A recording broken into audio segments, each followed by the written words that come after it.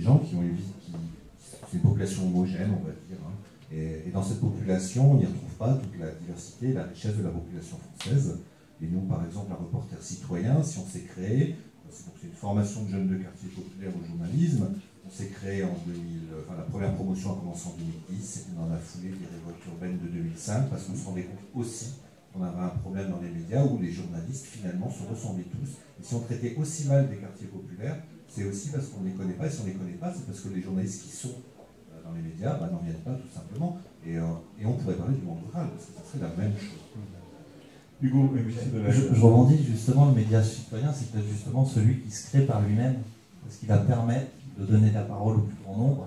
On a notre expérience, mais j'en vois plein aujourd'hui dans ce laboratoire un petit peu, et du coup ça permet, c'est aussi un moyen, le média, aujourd'hui, d'être accessible pour tous. On peut réussir, avec peu de moyens, à construire des choses, avec des volontés, avec des sens politiques, enfin avec tout plein de choses, on peut réussir à construire des choses, et ça permet de donner la parole à plein de gens qui aujourd'hui sont peut-être oubliés par d'autres médias.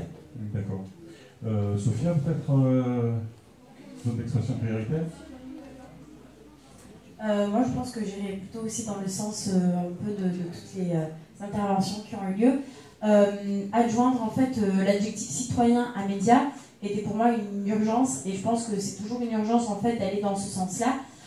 Si on repense, on va dire, au sens premier du mot citoyen, le citoyen c'est celui qui fait partie d'une démocratie. Or la démocratie, ça veut dire que les lois, ça veut dire que prendre le pouvoir doit venir d'en bas.